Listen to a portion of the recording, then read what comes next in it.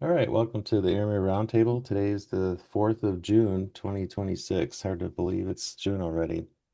So today we're going to talk about a new trade alert, a strategy called Tachyon. And I came up with the name because tachyon is this particle that supposedly goes faster than the speed of light, and tachyon is a trade that is very fast. It's 9 minutes, so we'll talk all about it, but that's where the name came from. So before we go too far, general disclaimer, the Aeromir is not a broker-dealer, investment advisors for educational purposes only. We're not offering or soliciting to buy or sell any securities. You're responsible for any decisions that you make. Options, futures, bonds, and currencies involve risks. They're not suitable for all investors. Basically, look both ways before you cross the street and be responsible. Risk and hypothetical performance. Futures and options do contain substantial risks and are suitable for every investor. Hypothetical performance. Claude is brand new. It's only probably about a week to 2 weeks old. So very little live data. So it's mostly just back-tested data, but it's pretty good back-tested data. But there are limitations with hypothetical backtesting. So who am I? I started Aeromir back in January of 2018. My first options trade were in 1982, and I've been trading options and futures for a long time. My dad was at the University of Chicago, built a computer in our basement in 1974 when I was 14, so I started making programs to do Dungeons and Dragons characters. And I'm a retired Air Force pilot. That picture is of Vance Air Force Base.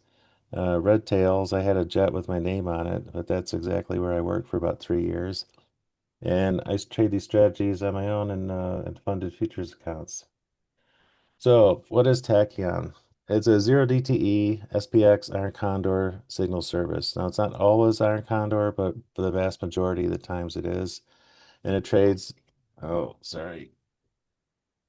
Um, that's a message for Gabby. It trades in the final minutes of the day. One signal near the close, you enter at 15:51 Eastern, which is 9 minutes before the 1600 close, and the position cash settles at 1600. Now, the actual settlement value, we'll talk about that, but um, that's not the actual settlement price, but that's when the SPX stops moving around. It will drift a little bit, but we'll talk about that. But the options will keep trading for another 15 minutes, but it's based off that SPX price. So really, the 1600 price is really what you're kind of looking at. It's a 9 minute hold. There's no stops to manage, no adjustments, no overnight or weekend risk.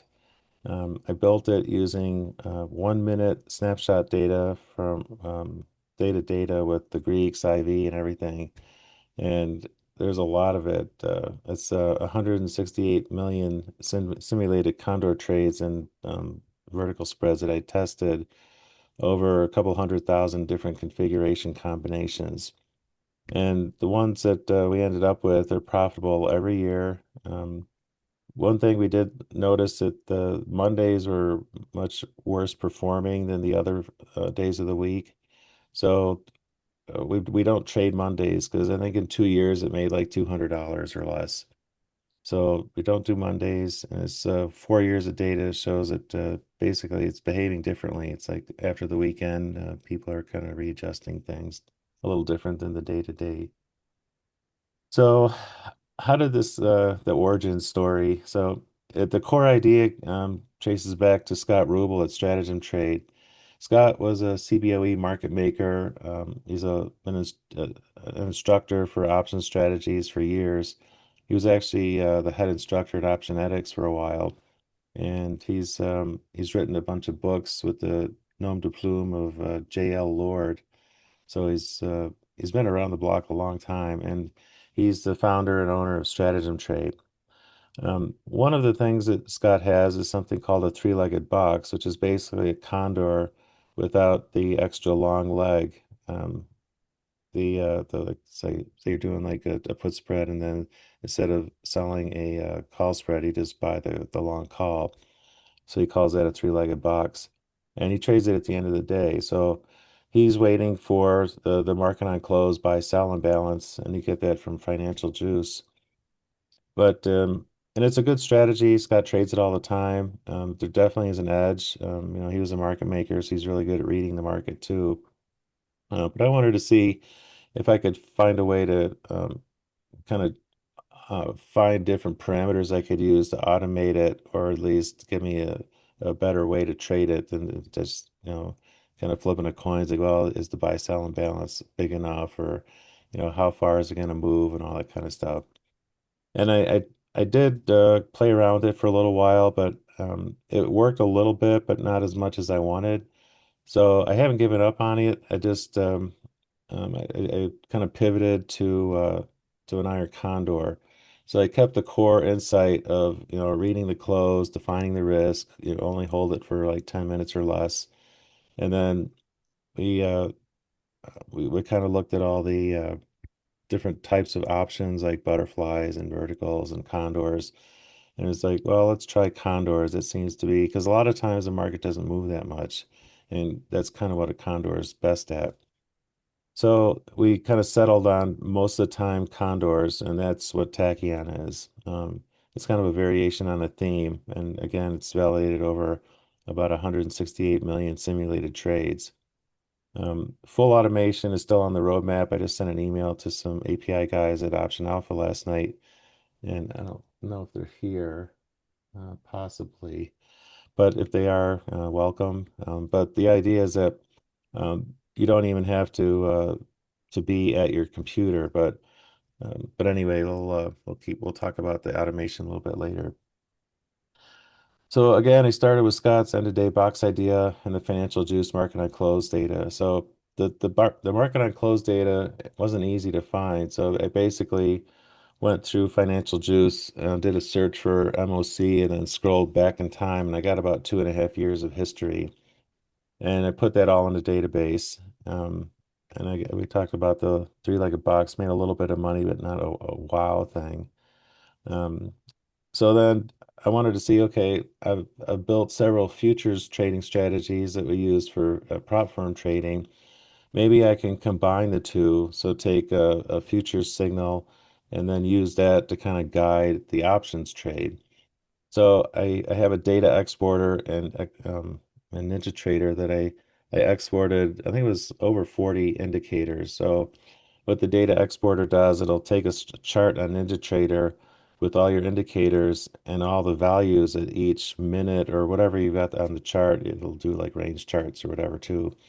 But you export all that, and I ended up with a huge database of like 1 minute ES data with all these indicators, and it's in a duck database, local file, and then I'm using Python to combine them in thousands of ways. So the Python script loads all this data, and right now it's 73 gigabytes, and I've got 128 gig on this machine, so it's all the whole database sits in RAM, so it's pretty quick. And so I combined the future stuff with all the options data, with all that snapshot data. And right now there's 176 million rows of zero DTE options data. And I picked May of 2022 because that's when daily expirations at SPX started. So it goes back to when SPX started daily expirations, and the whole thing's in RAM, and it runs fairly quickly.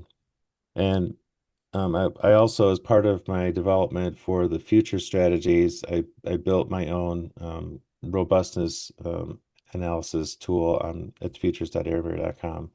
I got tired of buying people's strategies and then, running them, and then they don't really make money. Like, why not? So you get some back tests and run it through some robustness testing, and you check all kinds of things like Monte Carlo, rolling windows, risk of ruin. Does it have a statistical edge? All kinds of different things. And that's free on the website. But after I come up with something, my Python script will export all the trades, and I run that through my robustness test. So I make sure that it's good enough to trade. So combining the futures and the options trade, it basically turned it into a pretty validated system. And that's basically how I build things these days now. So, I did have some people sign up for the Phoenix Trade Alerts, but they were living in Asia or Europe, and they couldn't, if you're in Sydney, for instance, the US market is terrible hours. It's all in the middle of the night. I think the market closes around like 6 in the morning. So they just couldn't sit there and watch the market for hours, like because Phoenix will take trades all day. It averages two a day, so it's not like hyperactive, but you do have to be available. But if you're trying to sleep, or I lived in Germany for 15 years, and it's the market's open from 3:30 to 10 o'clock at night, so it's interfering with dinner and your evening time. Or if you have a job too, that's also a problem. If you have to work and you have to watch the market, they're not really compatible. So I wanted something that you're not glued to the screen. And like with Tachyon, once the trade is filled, that's it. There's no adjusting, there's no closing order. It just expires. So you don't even have to pay commissions on the closing end. It's just the opening. And zero DTE has a reputation. It's fast moving, all day attention, blow up stories. Um, for directional bets, you kind of have to be there for the move. Like Dan Harvey's got a really nice methodology for trading SPX iron condors intraday, and he's doing really great with it. But he's using it a lot of the Greeks, like the gamma and deltas and thetas. So he's watching that and really kind of keeping a very close eye on it. And that's typical for a lot of zero DTE strategies, but that's one of the advantages of doing Scott's approach for this really short trade. It's only 9 minutes, so there's really not a lot you can do. There's no adjusting because there's no strikes to adjust to. So again, what if it only took 9 minutes a day? And really, it's not even 9 minutes. It's the alert starts at 15 minutes before, just to give you a heads up, but the actual alert's at a specific time. So, and once you get filled, you don't even have to watch it. You can literally walk away. So again, it's one alert, one trade, same time every day. And again, it settles at 1600. So there's nothing really to do. You don't have to babysit it. Now, we've been trading it for a week, and it's kind of the longest 9 minutes because that's the only time that the trade is live. But I do like that there's no overnight or weekend risk, so you're not stressing out if somebody starts a war on the weekend or there's some big alien invasion. It's you're flat. So and the market closes the trade for you. You don't have to predict direction. The future signal does that. If the conditions are right, it'll tell you today's a bull move, and then you're going to be doing a bull put spread, or you can do an unbalanced condor. But the bull put spread performs a little bit better. It's also measuring when the market's quiet and not as likely to make a large move. So really your job is read the signal, put the trade in, get it executed, and that's it. You don't have to predict anything. So again, it expires at exactly 15:51 Eastern every day. And so you set one alarm. You don't have to watch the market. Um, in London and Europe, the signal lands in your evening. So usually, like in Central Europe, where we lived, that would be 9:45 in the evening. If you're living like in Portugal or the UK, it'd be 8:45. Sydney, it's like 5:45 in the morning. So again, you can get into good night's sleep. In the US, it's mid-afternoon. Depends on what time zone you're in.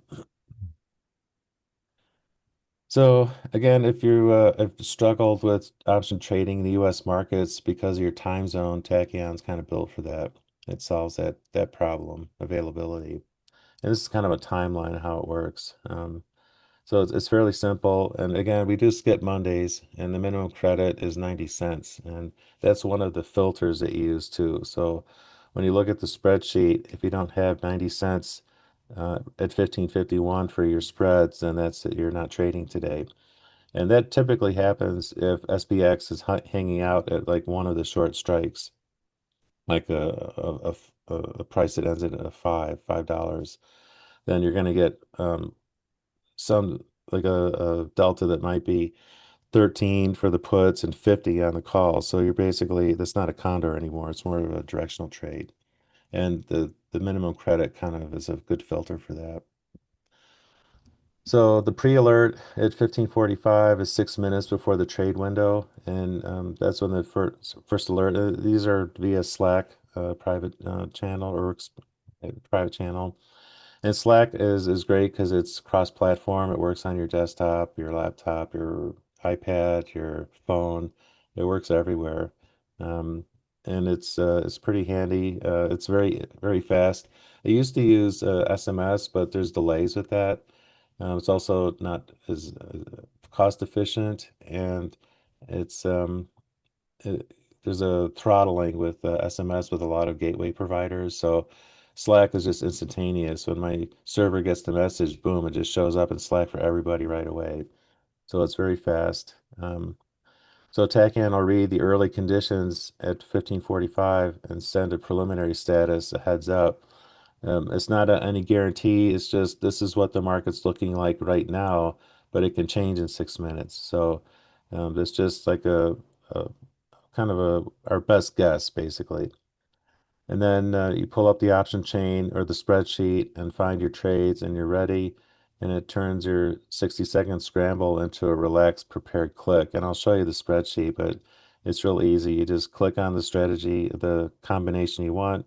It loads it in the selected strategy. You click a button to get the order in the clipboard. Go to thinkorswim and paste it in and submit it, and off you go. So at 15:51, all the conditions are reevaluated. The futures are watching that on my computer, and it finally makes the decision at 15:51. And if everything's confirmed, it gives you direction, either neutral or bullish, the delta targets, and you're going to find the closest delta to the target. So if it says use a 20 delta and your choices are 21 and 17, it's going to pick 21. So it's not like the maximum delta, it's the closest delta. And then the structure is most of the time on a condor, but about I think over 4 years it was 33 or 35 times it picked a bull put spread. So again, it's maybe once every 5 weeks you get a bullish signal. So it's not very common, but the win rate's really high on it. And the minimum credit that you should accept. Now, that's a minimum of 90 cents for everything, but the more conservative tier, I call it, is I think $1.10 or $1.15. So it's a little bit, you're getting more credit, so your losses are smaller. I mean, that's the more conservative setting. So then after you get the that signal, you just make sure it meets your minimum. If there's no strike pair that gets your minimum, then there's no trade. So you don't wait. And I tested this too. So I wrote some Python code to say, okay, if we don't get our minimum credit right at 15:51, what if it happens at 15:52 or 53 or 54? I've tested all the way to 57. And the conclusion was that funny, Claude calls it poison to do that because every single time that you wait longer than say 15:52, then the results get worse and worse, progressively worse.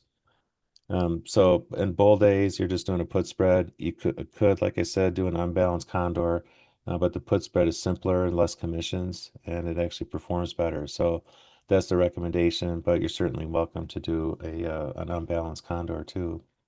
And then the neutral days is just a balanced iron condor.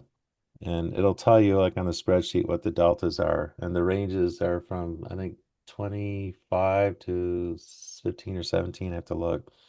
And that's based off of the how volatile the market is. So if it's a very volatile day, it's going to give you a wider delta window. And if it's a quiet day, it's going to be a higher delta.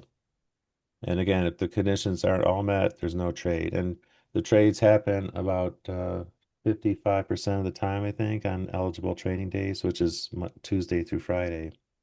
And skipping the trade is part of the edge. You're basically trying to figure out um, are the odds uh, better for having a bad trade with these other conditions. So again, that's what the futures is are trying to filter out for you. And then once you get filled, again, there's no stops, there's no adjustments, there's no management. It just settles, and there's no closing trade, no commissions to pay at the end. And your profit or loss gets posted to your account. It settles to cash. And again, there's zero overnight or weekend risk. And every trade opens and closes the same day. So zero DTE trading. And your total screen time, if you watch a trade, is 9 minutes, but you don't have to because there's nothing to do after that gets filled. You can literally get filled and go back to your meeting or go back to sleep, whatever you want to do. We tend to watch it, but we're we like that kind of stuff too. So So the big question is, does the strategy behind it have real statistically validated edge? And that's kind of the question I ask any strategy these days with my robustness tests. So the signals is only as good as the strategy behind it. So let's take a look at the data behind it. So on my robustness testing, it scored 100 out of 100. I added them up. There were 168 million simulated trades that I did and 344,000 configurations. And I can show you how fast it is. So this is my Python script. So if I go Python optimize condors, and I'll pick one. This active configuration has 210 combinations. So each one of these combinations is going to run through about 1,000 trading days. And then it's going to run through 1,000 trading days 210 times and try different combinations of things. And then it'll report the results of how each combination did. So this is going to run about 200,000 different trades and sum them all up and give you all the stats for all of them. But you can see it's pretty quick, and you can see here it's over halfway done. It's like 170, 80, 90, 200, 210. Now it's done. So it just ran 200,000 tests. So that's how fast this is, which is why it didn't take me like 2 years to do 168 million simulated trades. It goes pretty fast. So then I take those outputted trades for whatever winning combination I have, and then I'll run it through my robustness test. And a lot of strategies, like I tried some from Joey, like his SBS. It's a structured breakout system, and it looked pretty good on paper. But then when I got a bunch of historical data, and it wasn't easy to get because he was using um, like a different kind of chart. Was it a Renko chart, I think? But that uses tick data, so I had to export a whole bunch of data. It wasn't the easiest thing to do, but then when I ran it through the robustness test, it just failed. And I was like, no, I don't want to pay $200 a month for something that's not, um, statistically valid. So what did Tachyon numbers come up to? So about 80.5% win rate. And sometimes it's 81, but it's in the 80 range, 81 range. And now I've got four tiers. This is the standard tier. It made $22,417, and that's with commissions over a 4-year period. And the thing that I like to use to rank these is the results is the profit to drawdown ratio. So that was 17.5 to 1. So for every dollar of your max drawdown, the profit was 17.5 times that. And the overall profit factor was 2.11. So over that 4-year period, it had 457 trades, profitable every single year. The max drawdown was 1281. Pretty good Sharpe and Sortino ratios, about 9 trades a month. And okay, and then so those are the headline numbers. So these are the four tiers. The most offensive is the conservative. And then to calculate the capital, what I did is I did a Monte Carlo simulation, and actually I can show you that here. Here, configs, Python. So here's the four, and maybe this is easier to read. You can see the four different tiers, how many trades it had. That's the win rate, the net profit, the max drawdown, and that's that profit to drawdown ratio. So the highest one was actually the growth one. Probability of profit was 100%. These four columns are all the Monte Carlo tests. This is the median with 20,000 tests, taking out the 10% of the trades and varying the prices by 10%, up to 10% randomly. The median drawdown were this column.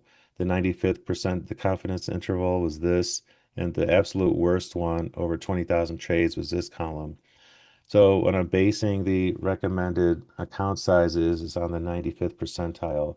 So even though like the standard had a 1271 median drawdown over 20,000 trades, I'm using the 95th percentile worst case at 1984.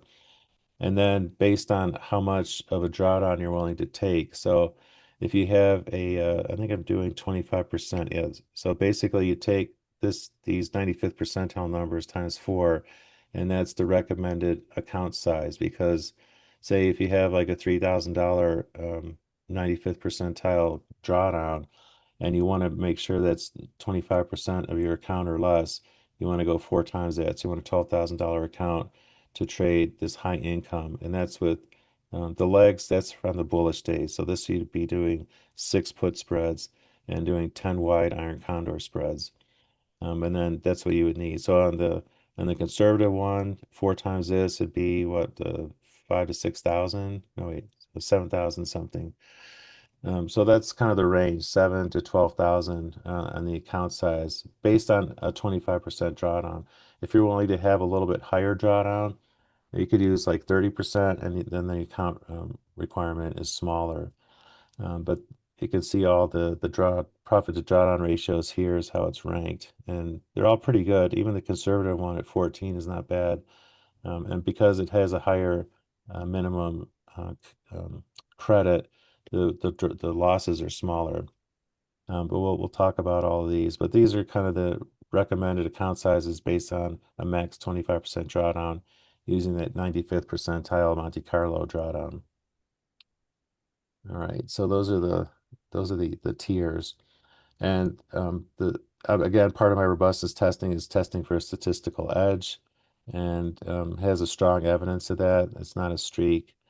Expectancy was about $49 per trade, and the 95th confidence interval was still $35 to $62 per trade. So all positive. And the profit factors, but the 95% profit or confidence interval range from 1.6 to 2.8, and the win rate between 77 and 84%. So it's falling right in at low 80s. So it's not a hot streak, it's a confirmed edge. And again, here's we're talking about the 20,000 Monte Carlo simulations. And again, I can run that for you real quick. If we go to here, let me just load up the, let's see, where is it? It's under, here we go. So let's just do the standard, um, oh, here we go, that's the one. So, and again, anybody can use this tool. It uses the NinjaTrader data export format. And when you run it, it's pretty fast. But now if I want to do like a Monte Carlo simulation, I'll crank it up to 20,000, 10% skip, 10% P&L variation, and boom, it just ran 20,000 combinations. And that's where I get these numbers from: the 95th percentile, the worst case, and the median drawdown, and the probability of profit. But all these are really good. Like these wind windows are awesome. We'll talk about that. It's in the slides. But again, if anybody wants to use that robustness tester, it's really handy, and not for just my stuff. For any strategy you've got, just get it in that right data format, and the help on that page tells you what it is if you need to export some other strategy. All right. So again, we're using that 95th percentile to size the account, and so it is consistent over time, those confidence intervals over 20,000 trades. And these are the win windows we just showed you. So 83% of the time. And this is a rolling 1 month period. So you take any 1 month period over that 4 years, there's an 83.7% chance it's going to be profitable. If you look at any 3 month rolling window, starting any date in there, there's a 95.7% chance it's going to be profitable. And if you go 6 months or longer, it's always profitable. So as long as you stick with it, no strategy is guaranteed, but for 6 months, a rolling window of 100% is pretty good. And even the 1 month is pretty high. So, if you subscribe and you have a 1 month that's a loser, if we go back to the website, let's see, where was that page? I got to rerun this. Let me go back to futures. Let me go run that robustness test again. There we go. And we'll go standard, because these win windows look pretty good on here. All right, here you go. So this shows the average P&L per month, per quarter, per 6 months, per year, and then the worst case. So the worst window you had at 6 months is you made 500 bucks, and that was the worst 6-month window over 4 years, starting at any time. And the worst one for the worst year, 12-month period was $2,000 almost. So it's pretty good, these win windows. Those came from the guy who created the K ratio. I think it's Kirshner or something like that. He had a book on quant stuff, and I found a PDF and threw it into Claude, and Claude's like, "Oh, he's got this cool win window thing." So I coded that into the robustness tool, and I ended up I like it quite a bit actually. So anyway, that's the consistency with the win windows. It's not curve fit, so one thing that the Monte Carlo does is it randomizes the orders of the trades. It also has a stability score that shows the first half of the trades versus the second half of the trades. And what you'll see if you have a classic curve fit strategy, you get the old hockey stick type of thing where it might be like flat for half the time and then all of a sudden it starts working. So this is comparing the two halves. So 79.8% versus 81.2 in the two different halves. And profit factors is getting stronger. The expectancy is going up. The max drawdown is getting smaller. So the second half is stronger, but it's not, like your typical like a risk graph that looks like this. It's more straight. I mean, obviously it's jagged, but it's not the typical hockey curve type of shape. So what this changes for you, you're not guessing on the direction. The futures are kind of doing the analysis that on the underlying stuff. And that as an income trader, when I started with Dan Sheridan years ago, I was not that great at picking direction. So iron condors and non-directional trades were more comfortable because I didn't have to make a directional call. Well, here the futures are helping you because they're it's tested combinations of momentum and volatility and a few different indicators that are validating the signal. So you're not having to make that decision yourself, and you don't have to watch the markets all day. It's just one trade.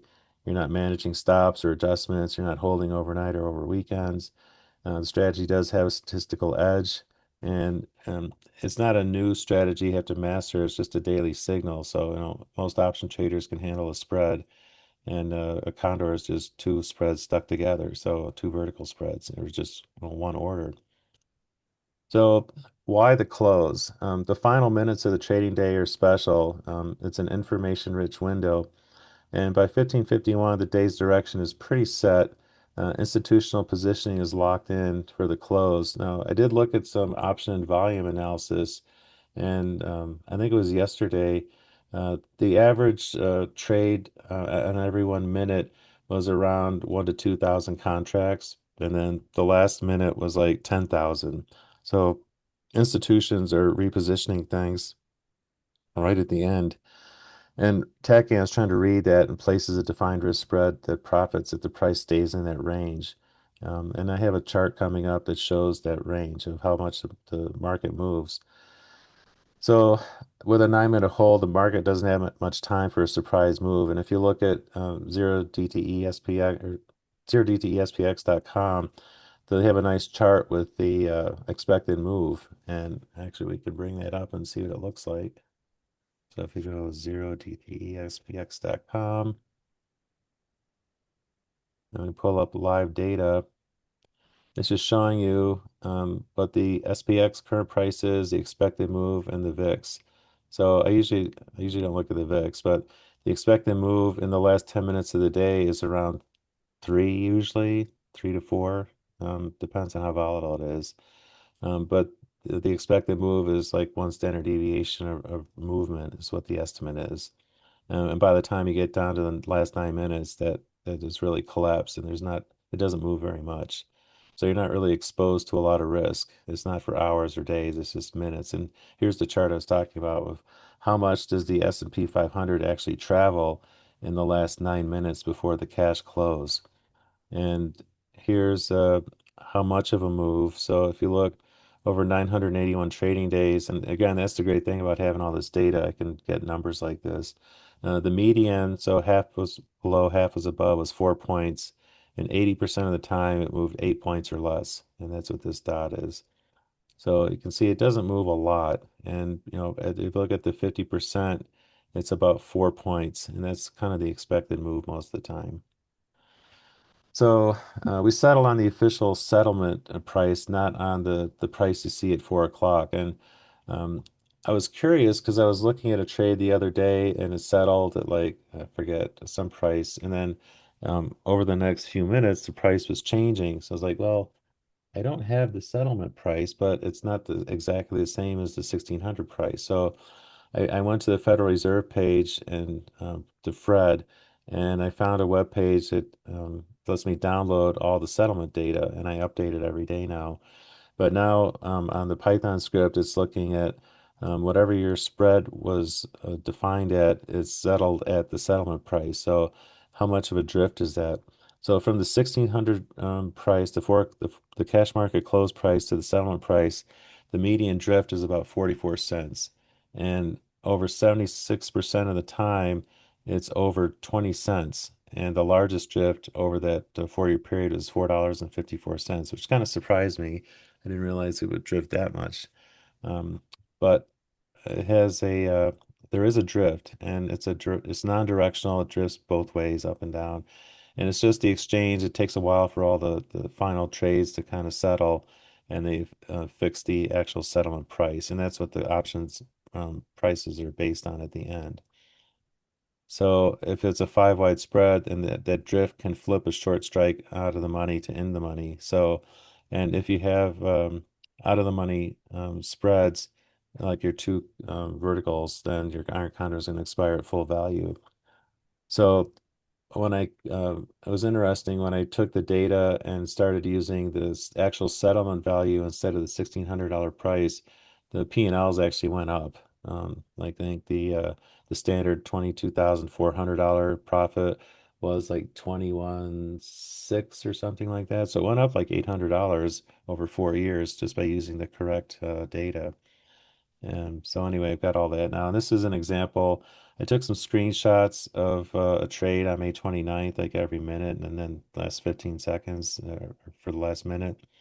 And this is how the P&L of the trade kind of went. But if you look at the theta decay, remember it's kind of an exponential decay. So as it gets closer and closer to expiring, that theta is just collapsing. And the spread will go from like a dollar 10, dollar 15 to 70 cents, and then all of a sudden it goes to like 20 cents, 10 cents, 5 cents, it's done.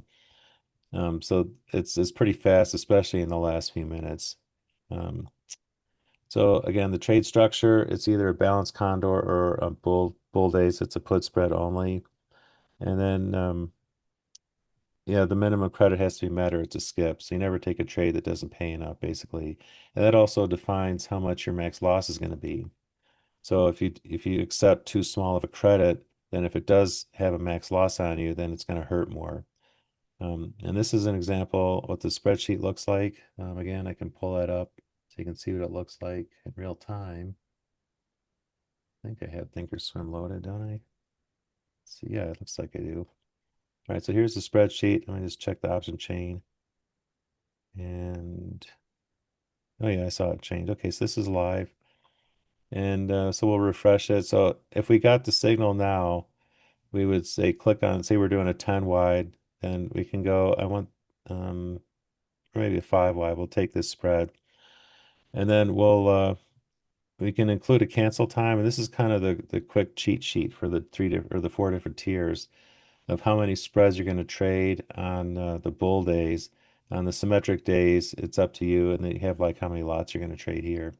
But the minimum credit you're going to accept, and then the cancel time. So if the order's not filled by 15:53, it cancels. And that this actually, if you have this checkbox checked, when you copy the order, you'll see this is a thinkorswim order string. There's a cancel at 15:53:01. I just said 01 just for fun. You can define seconds in there, but it'll actually automatically cancel the order for you if it's not filled by then. Now there's a difference if you put in an order, like say I look at the market, like suppose this was 1551 pricing. It's more than my 90 cent minimum, so it's green. I click on it, I put the order in, it doesn't get filled. It'll wait 2 minutes, but that's different than if you look at the prices at 1551 and they're pink or red, then you don't have enough credit, then you're not trading that day at all. So the cancel time is only for a valid order if you have the minimum credit at 1551. It's kind of like your line in the sand. But that's basically how it works. So you just go click on the one you want, click, put it um, in the clipboard, go over to thinkorswim, and actually I think I can show that to you too. Here's thinkorswim. Can I bring that over? Oh, it's oh, my thinkorswim needed to reconnect. Sorry about that. So I might need to refresh this. But then you take that into your thinkorswim and you paste that order in, and there it is. You can analyze this, and there's the trade. So, and then the way I would monitor this is I analyze opposite trade and uncheck this, and then make this float the price, and then you can see what your P&L is and where the risk graph is and how the market's treating the trade. But that's all you do. You go click, click, click, and then you're off and running. So that's the spreadsheet. So it makes it very fast. You can get a signal and have an order and thinkorswim in like 10 seconds. That's about how long it takes me. It's just pretty fast. All right, so that's the spreadsheet, and there's like the order confirmation. And these are optional. You don't have to do the order confirmation. It's one of the settings on the spreadsheet. So if there's one less click you want to do, but I did this just so you can see what it looks like. So typical day, all day there's nothing to do. Tachyon's just running, and then Mondays again there's a day off, so you're only worried about it 4 days a week. And here's the timing. Again, it's pretty simple. In the evening, there's no open positions, there's no overnight or weekend risk, so really nothing to do. So you do have losses. 80% win rate's not 100, so about 1 in 5 trades will lose. So no strategy is going to win every trade. But every trade is back tested on historical data, so that's important. It's 1 minute snapshot data. I don't have tick data for the option stuff. You know, just my 4 years of 1 minute data on SPX with all the strikes is, 176 million rows. So if you had tick data, it'd just be in the gigabytes. Again, Tachyon's new, so live results are just starting, but so far they validated. I think Tom Henley had one losing day so far, and all the rest were winners. So backtest can't capture everything like real fills, slippage, and changing market conditions, but so far what we've seen live is basically what the results have predicted. So that's pretty good. But again, it's a fairly new strategy. But there is a real edge, and that's kind of what you want when you're trading. And these are Tom Henley's trades last week. Yesterday he had a loss, but that's part of trading. So that was his fifth trade with one loss, so that's an 80% win rate. So that's about right. So that's um that's how it started. Um, and if you don't have a large account, you don't really need one. It's a 5 wide spread with one contract, and we're talking like the $6,000, $7,000. It's not like a 25,000. You don't have to worry about pattern day trading rules either, because you're not closing the trade, you're letting it expire. So there's no PDT to worry about. You put it on and you walk away. Um, so you start with as a single contract and scale only when you're ready. And we talked about the suggested starting capitals based on that Monte Carlo 95th percentile. So if you want to be a little bit more aggressive, you can. And again, I've got a chart for that on that page. Let's see. If you go to aeromir.com/Tachyon, there's a page or a part of the page down here, and these are some of the live screenshots that I took showing how the trade. Here it's settled right at the right price, but it'll drift around. But the one I was looking for was the account sizing. Let's see, where is it? Here it is. So here's your account sizing. I can make this bigger. So this is based on the standard tier. And again, there's 4 different tiers to choose from, but for one contract, it depends on how much max drawdown you're willing to take. And if it's a small account, you're probably willing to take more of a drawdown because it's not like going to ruin you financially. If you have $1 million account, you probably don't want a 30% drawdown. You want to keep it more conservative, like 20% or less. But if you're doing a small account with a 30% drawdown, With the 95% Monte Carlo, you're looking at about 6,600, and that would give you on historical data a max 30% drawdown, and that would average about 460 bucks a month over the 4 years. It's going to vary. It's not an ATM. It's not like an annuity. It's trading. So some months will be higher, some months will be lower. But that's the account size that you're kind of looking at. Um, and again, tighter risk tolerance need less risk. So the sizing table we just showed shows how that works. And again, that was just one contract. And as far as the automation, I just sent an email to the Option Alpha guys. Thanks, Bill, for that hookup. And we're trying to work with them. And then Kyle over at Trade Automation Toolbox, trying to get two different solutions for you to get automation working. And if we can get that sorted, then we'll have a completely automated solution where you won't even have to get up and look at the market. It'll do it for you. So it's not available yet, but it's in the works. So hopefully we'll have that, sometime soon. And then as far as where we're headed, um, so I renamed the Phoenix Trade Alerts to the Aeromir Trade Alerts because it's kind of like the simpler trading concept where one subscription gets all of them. So I've only got two right now, but my roadmap is to start working on the multiple entry iron condor next with all my data and see if I can improve the results for that. But when that's a new strategy, then that'll get added to the mix. So right now, if you want to get the Tachyon, you also have access to the Phoenix trade alerts. And if you look at the spreadsheet, it actually handles both. So there's a Phoenix spreadsheet. Let me refresh the matrix for that, and a Tachyon. So if either one you want to trade, the spreadsheet's built for both of them. And if I add new strategies, it'll just get added on. Um, but I'm only going to ship those if they're validated and reliable. So that's how that works.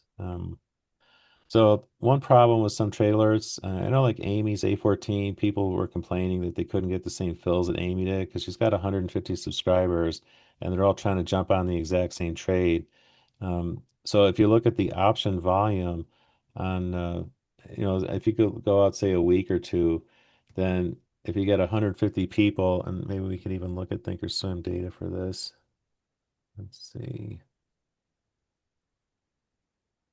Let's pull up the trade column here. So if we look at today's what, the 4th? Let's look at the option volume. So right now, the option volume on the at the money puts in calls are about, well, the calls are, this one's almost 100,000 already today. But these are like in the tens of thousands already. And by the end of the day, they're pushing like 100,000 and sometimes 200,000. So lots and lots of volume. But if we go out a couple, say 2 weeks, let's go out 14 days. Let's look at the option volume at the money. We're talking 150, something like that. So hardly any volume. So if you get 150 people, each trying to do a one or a two lot, the market makers see that and bam, it's difficult to get your spread filled. But with the zero DTE stuff near the end of the day, it's so liquid. It's incredible. There's like again, on one strike, like one put might be 100 or 200,000 volume on that one day. So there's so much volume that even if we have 100 or 200 subscribers, it's just a drop in the bucket. And not everybody's using the same spread width. You can do $15 spread widths, or 10 or 5 is what we mostly use, but you can use bigger ones if you want. Again, it's just how much risk do you want to take versus how much credit you're going to get. And again, if you have all of our subscribers combined, it's just a tiny, tiny fraction of the volume at any single strike. So it's basically we're invisible to the market. So the only question left is the edge is confirmed over 4 years, 450 trades, p-value less than 0.001. It's a simple process, one trade per day, pretty short, no management. It fits any schedule and any time zone. So it doesn't matter if you're living in Asia, Europe, US, if you have a job or not. It takes, 5 to 10 minutes and you're done. The spreadsheet does all the work, and if we can get the automation, it's even less to do. It just does it for you. But you saw on the spreadsheet, you just copy and paste, so it's pretty quick. And Tom's first week was up 856 or 846 bucks. So a strong start. I mean, he had a loss yesterday, but we'll see. There's three more trades this week, or two more trades this week. And so the only question is 129 months, is it worth it for what you're getting? And I am planning on raising the price to 149 at the end of the month, so I've got basically a whole month just to get this 129 price. And it's aeromir.com/tachyon. And so you'll get the Tachyon signals, also the Phoenix ones too, but they're just in Slack and they look just like this. And on the sales page at aeromir.com/tachyon, you see examples of it. And it'll also tell you if there's no trade today, based on like the momentum and the volatility. You get the spreadsheet, and it's also the Phoenix strategy. So you can trade both. Tachyon by itself is fine too. And if you are active duty or a veteran, I did 20 years in the Air Force. I was a pilot, so I want to honor any of our veterans who also served. So just let me know, and you can get 10% off. And then again, it includes two strategies right now. But as I add more, I'll just add them in, and the price never goes up. So whatever you pay, that's what you're locked into. And then as far as my research, I've got this great research platform now, and you saw how fast it is. So now I've got VIX data, I've got market on close data, I've got NQ 1, 5, and 22 range charts with all these indicators. I've also got ES 1 minute data, um, and I've got a fast platform, so lots of research possibilities. So my next thing after Tachyon's all kind of everybody's happy with it and we're all settled, is start working on the multiple entry iron condor from like the Tammy Chambliss kind of fame. Because I know a lot of people use those. In fact, that's Trade Automation Toolbox, I think, was created so people could automate that particular strategy. So I'm going to see if we can improve on it. And then I'll do some other stuff like I'll take a look at Dan Harvey's longer dated SPX trade he does. I think he goes out a week. And then I've got the calendar and double diagonals. I've got the zero DTE data going out for up to 15 days to expiration. And that exploded the database from 176 million records to about 880 million records. So I've got almost 900 million records of option data for 4 years. And I like the futures driving the signals. So I've got a lot of tools for the futures trades. So I put them to use and I test them all out and see how it goes. But that's basically the roadmap, and that's basically it. So that order page, probably just go to that other one, the aeromir.com/tachyon. Let's go back. This is the right URL to use. And I'll put it on the website. I haven't let people know about it yet, but I'll add that to the website. And there's a whole course too that explains on the trade alerts how to use it. Um, so that's fleshed out pretty well. And then we have the forums and the Slack. So lots of ways to get help if you need it. But it's a pretty fast trade, pretty simple. And again, there's no overnight or weekend risk, which I like. Because when Dan Harvey and I were running the boxcar trade, we were going out, I forget, like 50 days, and we would have overlapping trades. So we'd have like three or four trades going on at the same time, but they were really long term. So if something was happening in the market, it was super stressful overnight, like because you had a lot of tail risk. So if the market's selling off hard, you know, and I can't trade SPX overnight back then, you're just like, well, what do I do? Do I hedge it with futures or, then you're all stressed out. But this is you're completely flat, so there's no stress, and I like that kind of trading better. Um, so anyway, that's the presentation. Let me see if there's any questions. Okay. Hey, Rich, get this so I can see it. The actual daily profit is dependent on the settlement price, not the 1600 price. And no risk management. And yes, Matt, you just take it to expiration. So, right, you put the trade on and that's it. You don't do any adjustments. There's no closing trade. You just let it expire. And then Tom asked, in addition to this strategy, do I have an opening range strategy or trade on your service that scores really well? I haven't looked at that. I know we were looking at that orb strategy, the opening range breakout, a couple years ago when we were running the zero DTE trading room. But again, I've got all the data now, so I could take a look at that. And I've got like part of my data, I've got VWAP and all kinds of stuff. So I could definitely take that as part of my research roadmap. And the spreadsheet is at the Aeromir Trade Alerts. So if you go to my stuff, Aeromir Trade Alerts, that's where it's going to be. And yeah, then there's a link for the Phoenix license. And I actually need to rename that, but um, if this gets automated or big money pours into it, the edge will disappear within 1.5 to 5 years. Well, the nice thing with this trade is there's so much volume.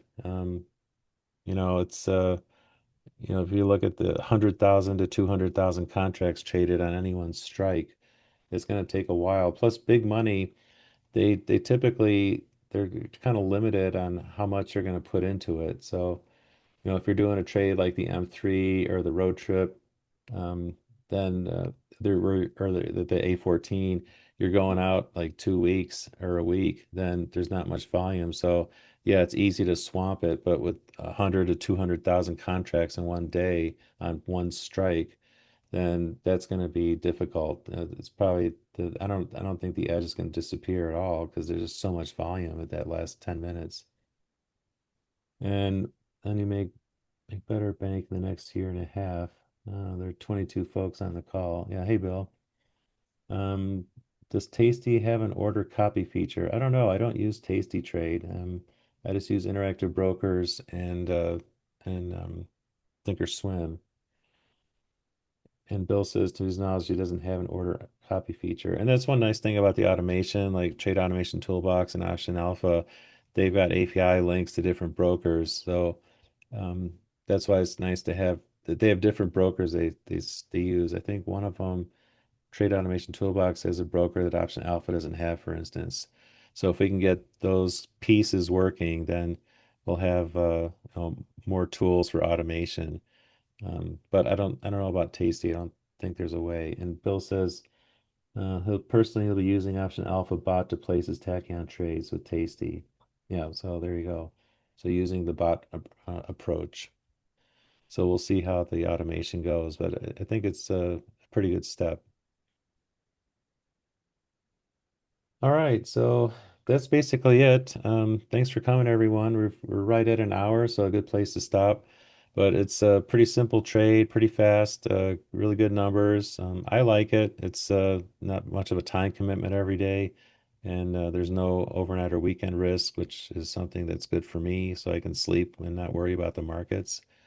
And again, if you're trading in Europe or Asia, it's a very short time window commitment that you have to worry about. So that's nice. Hey, Tom, Yeah. do you have time for a question? Yeah. Yeah, Oh, this is about a bot, so folks that aren't interested can drop off. It'll only take a minute or two.